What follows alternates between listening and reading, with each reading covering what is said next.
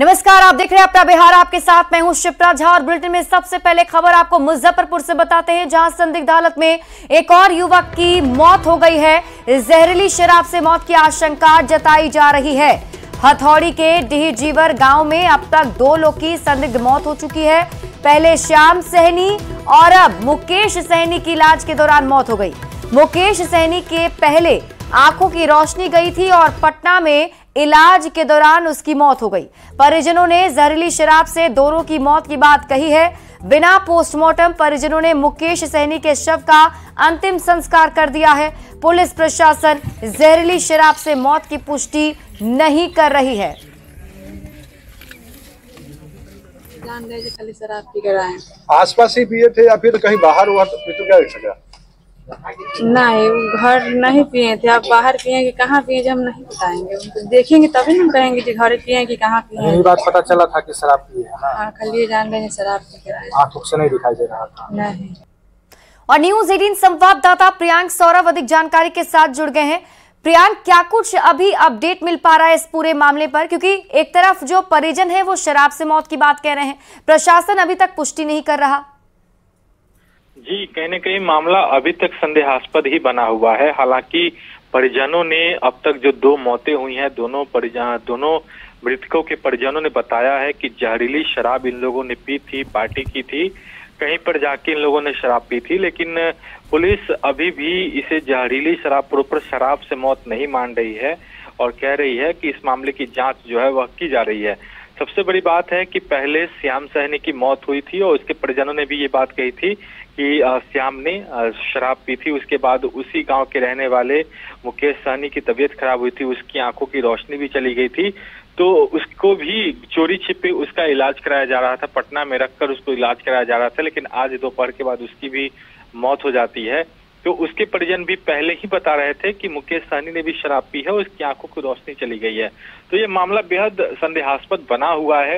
लेकिन जहां तक पुलिस की बात करें तो पुलिस इस मामले जांच से जुटी है, लेकिन अब तक इसे प्रियांक, लेकिन हाल ही में छपरा और सिवान में भी ये खबर सामने आई, जहां जहरीली शराब से 28 से ज्यादा लोगों की मौत की खबर मिली। उसके बाद भी मुजफ्फरपुर में जहरीली शराब से मौत की बात परिजन अभी तक कह रहे हैं। तो ये बड़ा सवाल खड़ा करता है कि आखिर शराब लोगों तक पहुंच कैसे रही है? जी, वाकई ये कहीं न कहीं बड़ा सवाल है कि आखिर जिस तरीके से इतनी बड़ी घटनाएं आसपास के जिलों में हुई है, उसके बावजूद भी शराब से लोगों की मौत हो रही है। तो कहीं न कहीं यह चूक हो रही है और हाल के दिनों में इसको लेकर कार्रवाई भी की गई है, कई बड़ी को भी पकड़ा है। लेकिन ये बड़ा सवाल तो जरूर है कि आखिर जो शराब है, किसी पर शक भी बता रहे हैं परिजन या गांव के लोग बता रहे हैं कि वहां पर कोई शराब माफिया ऐसा था जो सक्रिय था, शराब बिक रही थी, ऐसी नहीं? अभी तक हमारी बात सबने किसी का नाम प्रॉपर नहीं लिया है। वहाँ पे गए थे तो वहाँ पे हमने बातचीत की थी, लोगों ने बताया था कि ये लोग कहीं पिए हैं, लेकिन प्रॉपर जगह ये लोग अभी तक क्लियर नहीं किया है कि कहाँ पर पिया गया है और किसने पिलाया है। ठीक है, चलिए आप इस खबर पर नजर बनाए रखिए। शुक्रिया इस अपडेट के लिए। और देखिए, नीट पेपर लीक मामले के मुख्य आरोपी संजीव मुखिया के खिलाफ आय से अधिक संपत्ति का केस दर्ज कर लिया गया है। ईओयू ने आय से अधिक संपत्ति का केस दर्ज किया है। पेपर लीक के मास्टरमाइंड संजीव मुखिया पर आय से 144% अधिक संपत्ति का केस दर्ज किया गया। आर्थिक अपराध इकाई की जांच में खुलासा हुआ है कि संजीव मुखिया एक कॉलेज में कार्यरत है। मंगलवार को नालंदा में संजीव मुखिया के पैतृक गांव में छापेमारी की गई थी, जहां से 11,30,000 रुपए से अधिक की बरामदगी हुई थी। साथ ही कई वाहन, कई जमीन और मकान के कागजात, सोने चांदी के जेवरात और कई बैंक के पासबुक के साथ ही बीमा पॉलिसी के कागजात के अलावा कई वित्तीय लेन देन से संबंधित कागजात भी जब्त किए गए हैं। और बिहार में शिक्षकों ने महापर्व छठ में पूर्ववर्त छठ ही घोषित करने की मांग की है। खरना को लेकर एक दिन की छुट्टी बढ़ाए जाने से भी शिक्षक खुश नहीं है। शिक्षकों से दीपावली से छठ तक लगातार 10 दिन की छुट्टी घोषित करने की शिक्षकों ने मांग की। शिक्षक नेता का कहना है कि छात्र और शिक्षकों की भावना से खिलवाड़ हो रहा है। साथ ही सीएम नीतीश कुमार से तत्काल पहल करने की मांग की गई है।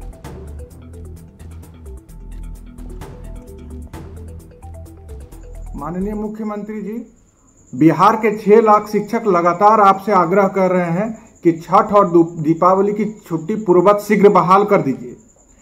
ये लोक आस्था का महापर्व है। इस तरह का करोड़ों छात्र और लाखों शिक्षकों के भावना से खेलना अब कतई बर्दाश्त नहीं होगा। ये लोक आस्था का महापर्व छठ और दीपावली में पूरे 10 दिन की छुट्टी जैसे पहले होती थी, वो तुरंत आप 24 घंटे के अंदर फिर से पुनः पूर्ववत लागू करवाइए। गिरिराज सिंह पर आरजेडी अध्यक्ष लालू प्रसाद और नेता प्रतिपक्ष तेजस्वी यादव ने माहौल बिगाड़ने का आरोप लगाया, जिस पर गिरिराज सिंह ने भी पलटवार करते हुए कहा कि बाप और बेटे माहौल खराब कर रहे हैं। ये लोग आंख ना दिखाएं और वोट की खातिर हद पार ना करें।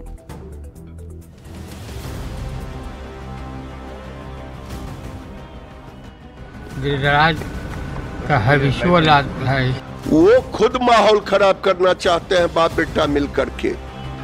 गिरिराज सिंह की हिंदू स्वाभिमान यात्रा का पहला चरण भले ही पूरा हो गया हो, बिहार की राजनीति अब भी गर्म है। आरजेडी अध्यक्ष लालू प्रसाद ने गिरिराज सिंह पर निशाना साधते हुए कहा कि गिरिराज की यही आदत है। गिरिराज का है विजुअल है, इसी तरह का बात बोलते रहता है। तो तेजस्वी यादव एक कदम और आगे बढ़ गए। गिरिराज सिंह के साथ ही नीतीश सरकार पर भी निशाना साध दिया।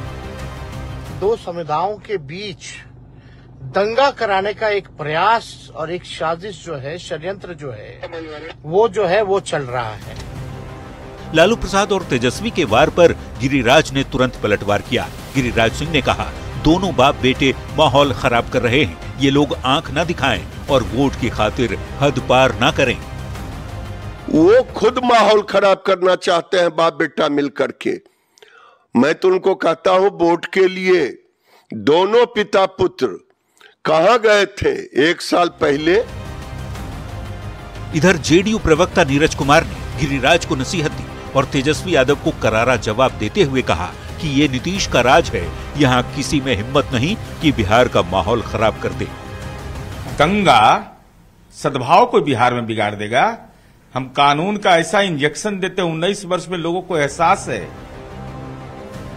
बिहार में भले ही अगले साल चुनाव हो, लेकिन सियासी पारा अभी से हाई है। खासकर गिरिराज सिंह की हिंदू स्वाभिमान यात्रा के बाद से बयानबाजी काफी तेज हो चुकी है। न्यूज़ 18 के लिए दिल्ली से अमितेश सिंह और पटना से आनंद अमृतराज और अमित कुमार के साथ ब्यूरो रिपोर्ट।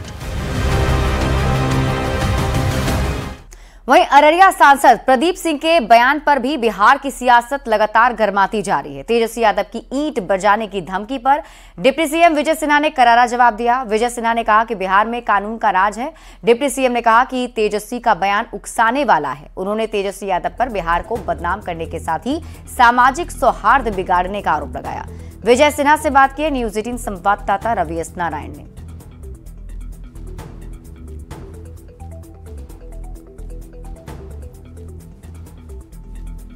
अररिया में हजारों की संख्या में लोग सड़क पर उतरे हैं और वहां पे पथराव हुआ है, आगजनी हुई है। माना जा रहा है कि जो प्रदीप सिंह स्थानीय जो सांसद है उनके बयान के विरोध में ये सब हो रहा है। हमारे साथ डिप्टी सीएम विजय सिन्हा जी हैं। विजय सिन्हा जी, अररिया में बड़े संख्या में लोग, हजारों की संख्या में सड़क पर उतरे हैं, उपद्रव किया है उन्होंने, क्या कहेंगे सर? देखिए, बिहार में कानून का राज स्थापित रहेगा। जो लोग सामाजिक सौहार्द बिगाड़ना चाहते हैं, सांसद का बयान अपने समाज, अपने लोगों के प्रति एक समझाने की भाव से था, न कि दूसरे धर्म का अपमान करने का था।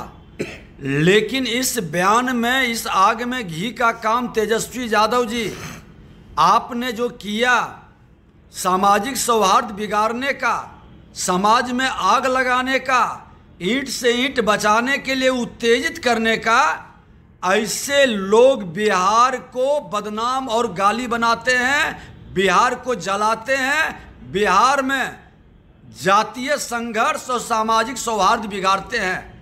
ऐसे लोगों को क्षमा मांगनी चाहिए, उत्तेजनात्मक बयान नहीं देनी चाहिए। हर समाज के हर लोग को मिलकर के माँ भारती का जो भी संतान है, किसी जाति धर्म क्षेत्र भाषा का, अपने राष्ट्र के प्रति समर्पित भाव से वो रहे और काम करे। इस तरह के माहौल खराब करना और वातावरण को उत्तेजित करना, ऐसे लोग समाज के हितैषी नहीं, राष्ट्र के हितैषी नहीं। आप कह रहे हैं कि तेजस्वी यादव जो हैं वो उन्होंने भड़काऊ भाषण दिया है। तेजस्वी यादव कह रहे हैं कि गिरिराज सिंह ने शुरू किया, प्रदीप सिंह ने शुरू किया, अगर वो नहीं देते तो भड़कते। अच्छा ये बताइए, अगर जो गिरिराज सिंह और प्रदीप जी का भाषण उत्तेजनात्मक था तो वो किशनगंज से हर जिले से होके लौट गए, उसी समय ने लोग विरोध करता। जो बिहार को बहुत ज्यादा नुकसान इनके पिता पुत्र के कारनामा से हो चुका है, अब बिहार को जला नहीं पाइएगा, बिहार को जलाने वाला खुद जल जाएगा। ये एनडीए की सरकार है, पूरी तरह से असामाजिक तत्वों के ऊपर कार्रवाई होगी। तो देखिए अररिया में हंगामा जारी है, लेकिन दूसरी तरफ सियासत जो है अपने चरम पे है। एक तरफ जहां तेजस्वी यादव कह रहे हैं कि यहाँ पे बीजेपी के द्वारा यहाँ पे बहकाया गया है, लेकिन विजय सिन्हा ने साफ तौर पर कहा है कि तेजस्वी यादव के बयान के बाद ये भड़के हैं लोग और सड़कों पर उतरे हैं। पटना से रविएस नारायण की रिपोर्ट। बिहार में उपचुनाव को लेकर तैयारियां जोरों पर हैं और ऐसे में बीजेपी ने बेलागंज में उपचुनाव को लेकर बैठक की। मीटिंग में बीजेपी प्रदेश अध्यक्ष दिलीप जायसवाल शामिल हुए और इस दौरान उन्होंने कहा कि एनडीए की ताकत के सामने कोई भी ताकत टिकेगा नहीं। दिलीप जायसवाल ने आगे कहा कि लालू जी बच्चों के लिए काफी कुछ कमाए और बेटा को पढ़ाए, लेकिन बेटा 9वीं फेल ही रह गया और बनेगा बिहार का नेता।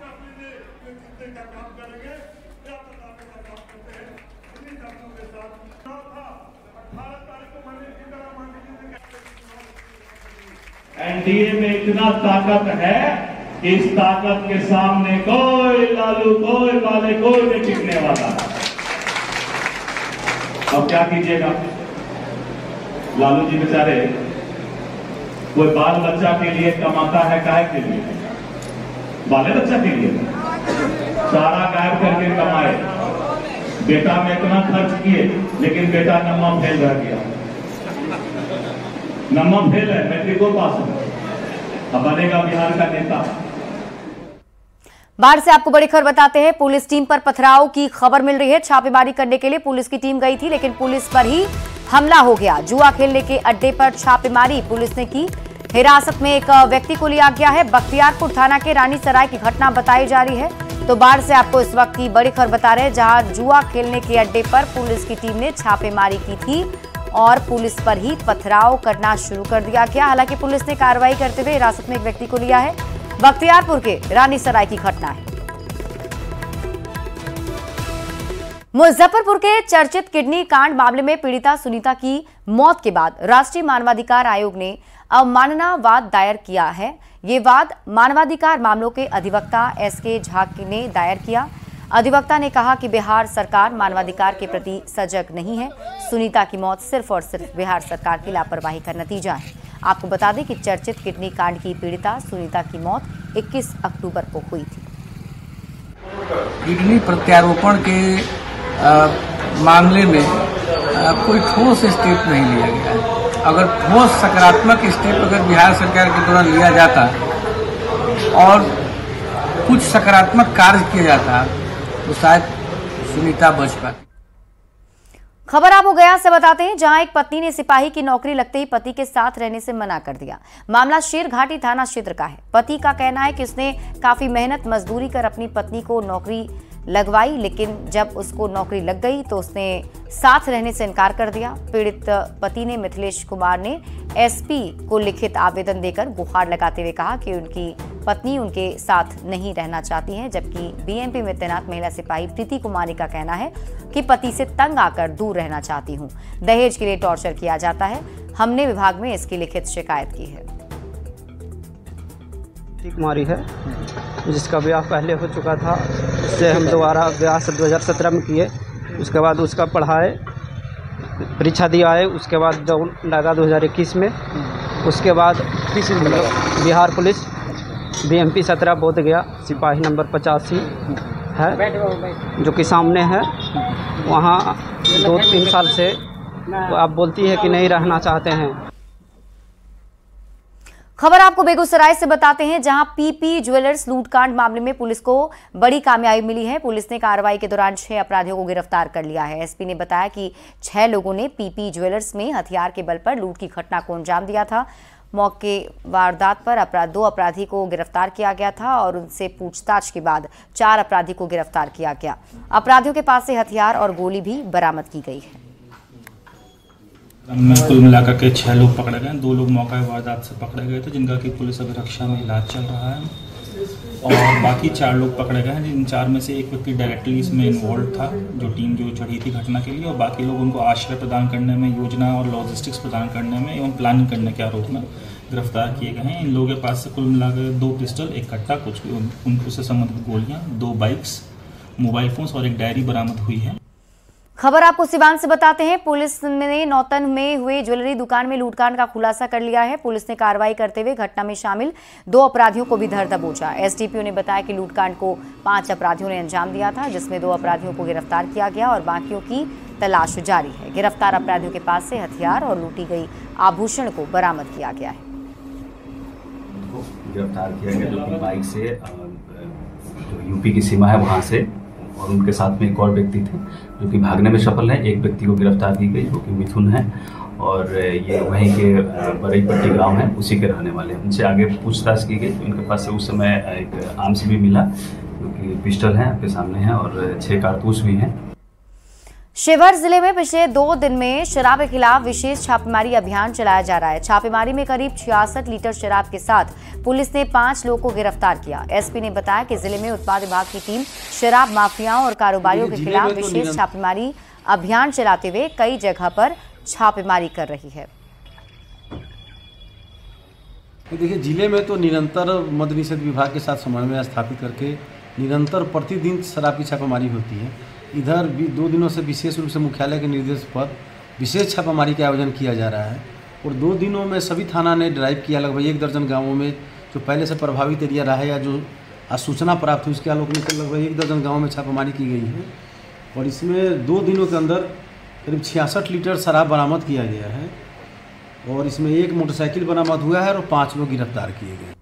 खबर आपको लखीसराय से बताते हैं, जहां महिला एशियाई हॉकी चैंपियंस ट्रॉफी बालिका विद्यापीठ पहुंची, जहां डीएम मिथिलेश मिश्र के नेतृत्व में ट्रॉफी का भव्य स्वागत किया गया। स्वागत समारोह के दौरान डीएम ने कहा कि ये हॉकी चैंपियनशिप बिहार में होना गौरव की बात है। खेल प्रतिभाओं को प्रोत्साहित करने के लिए ट्रॉफी की प्रदर्शनी की जा रही है।